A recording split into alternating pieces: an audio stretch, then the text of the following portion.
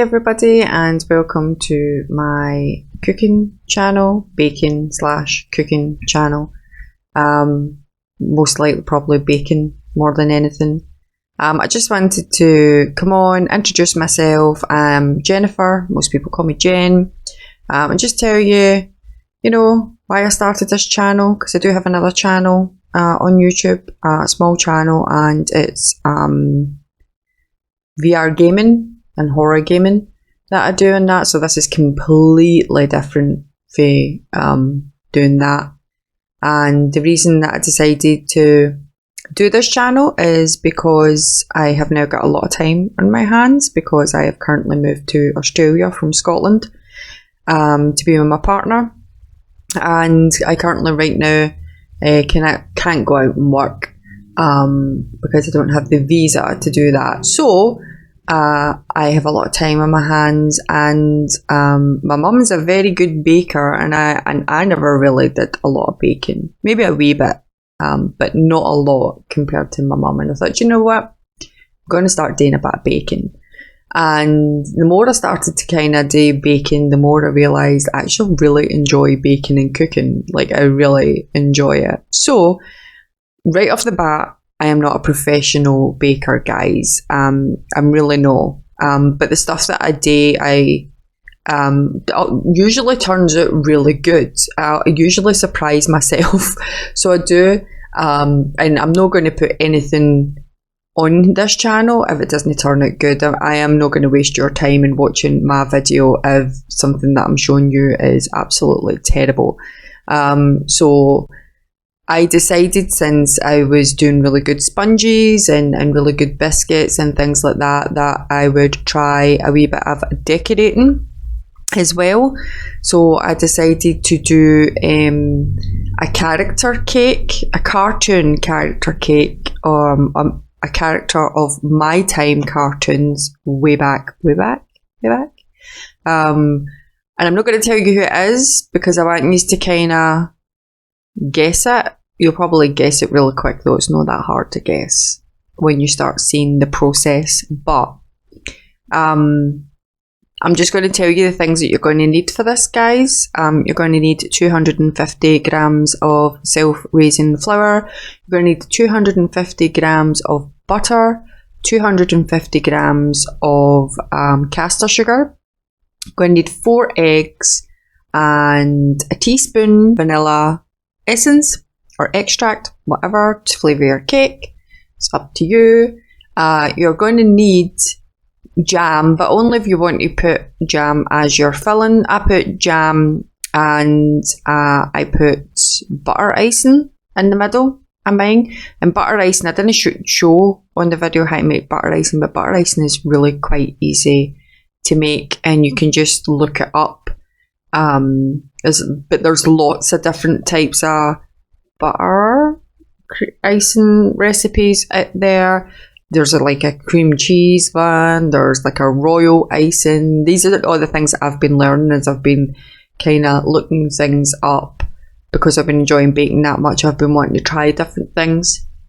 But look it up, and whatever one you find easiest to you, because if you look at one you think, God, that sounds quite complicated, it's clearly a one that's probably for professionals, you know what I mean? I think the royal butter cream icing is quite a difficult one to do, but just a normal buttercream icing, you can even do it with just unsalted butter and icing sugar and mix it together. It's completely up to you guys. So it is, but that's what I put inside things.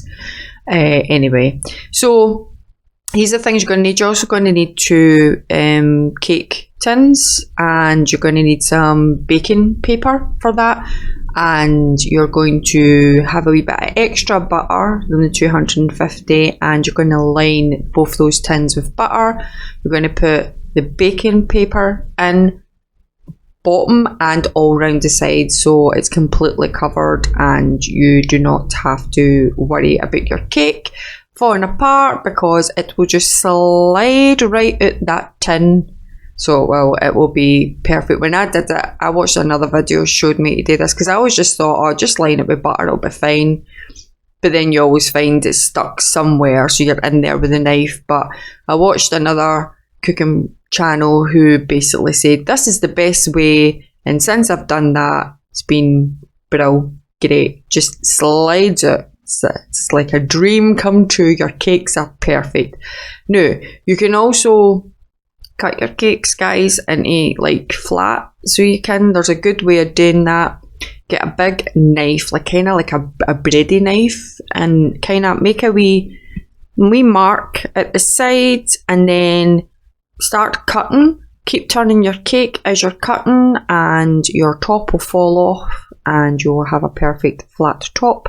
Then get your other sponge, put it to kind of make sure you're going to put the next wee mark same level, so they're going to be the same size, and do the exact same thing, and you should have two perfect sponges, the exact same shape and flat.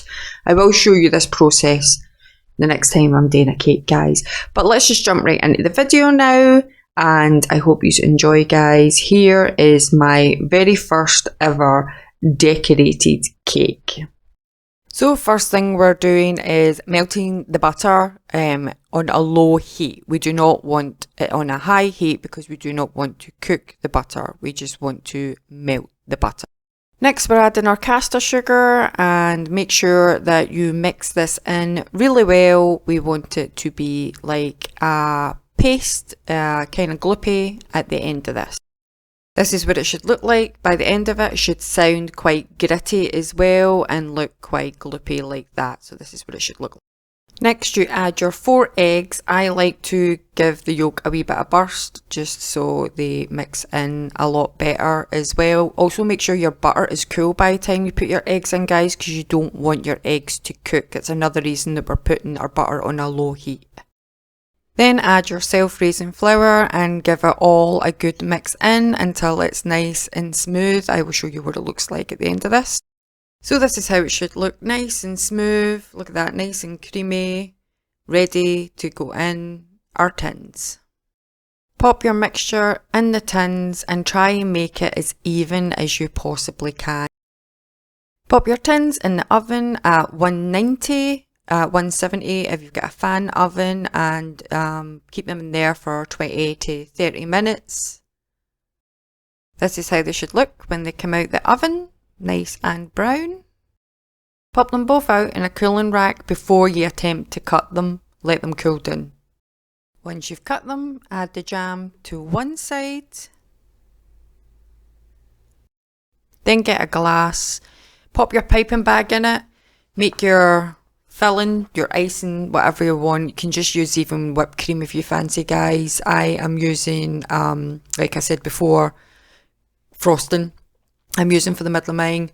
Pop it in the bag. This just makes it easier, a lot easier to kind of fill your bag without making an absolute mess.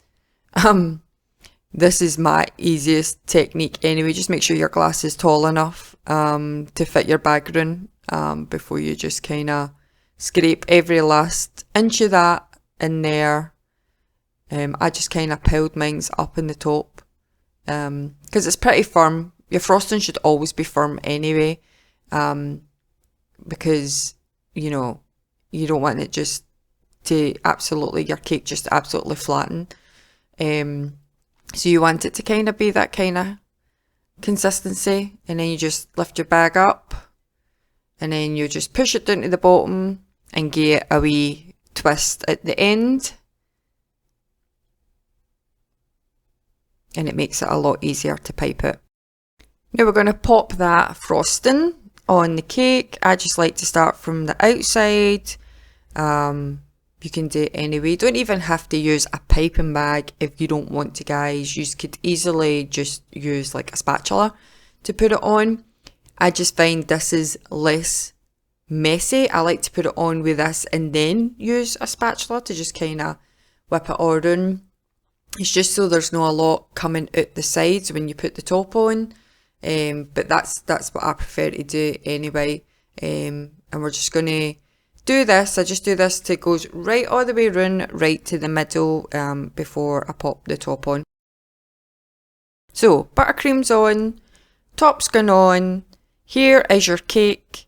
We now have to basically, we need to shape the cake now into what we want it to be. The best thing to do though, guys, is I'm using this board to turn the cake, is give it a clean, and then bring it back, and the frosting that you used for the inside of your cake, use a bit of that frosting in the middle of the board, just like I'm doing here, and stick your cake back down so your cake doesn't move while you're cutting it and shaping it, and it's just the best. Just be careful with the cake, but this is the best way to do it without your cake sliding all about the place. You can also use bits of the cake that you took off the top to actually put on your cake with frosting to start shaping your cake. Once you shape your cake, put your fondant on, roll it out, tuck it in. Now start adding other features to your cake, like a bandana. Probably can guess who this is now. Added a bit of black fondant just for a bit of detail, because obviously we need a bit of detail.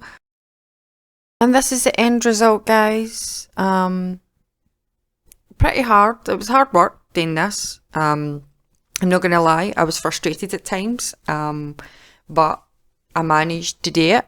And I also forgot to get white fondant. Out of all the different colours of fondant that I bought, because I bought a pack of different colours, I forgot white fondant. So what I did was I used the top of the cake that we cut off, and I cut out eyes, and I put the frosting on for white eyes, and then I did 2 wee black pupils with the fondant.